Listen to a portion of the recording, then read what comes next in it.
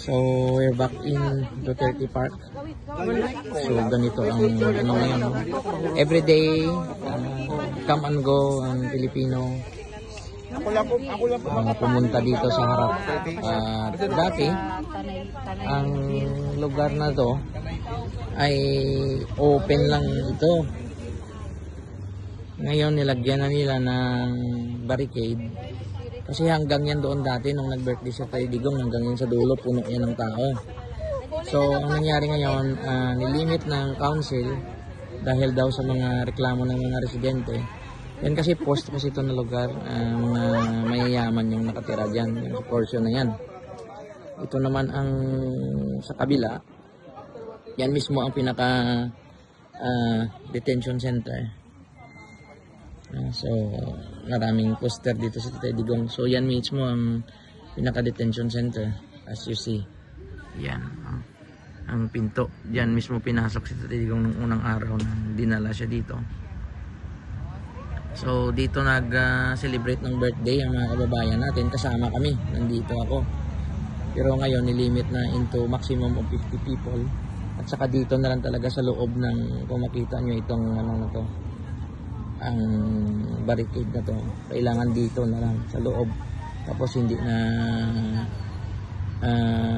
pwede mag-program. So far, I think it's fair enough. Itong dito daw, itong katabi na kahilira ng detention center, yan, ang detention center, itong mga kahilira niya, yan daw ay mga council houses. So ito dito wala nang problema ng mga tao dito. Pero ang sa kabila, yung inikot ko kanina, ano kasi yun, mga push na mga tao, kaya medyo mga yayamanin. So yun ang ano, dahil they're wondering bakit daw halos araw-araw may tao, tapos pagka weekend ang dami. Hindi naman sila naninibago diyan dahil alam nila na may mga dinadala dito na mga like world leaders or mga politicians or some other government officials.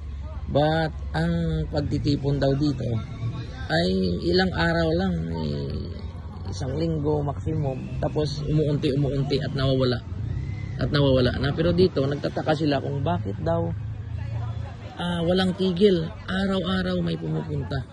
At lalo na yung nung birthday ay talagang napakaraming tao. Libo kami dito nung nag-birthday si Tatay Digong noong March 28. So yan, tulad namin, kami galing England, pumunta pa talaga namin, sinadya talaga namin na pumunta dito.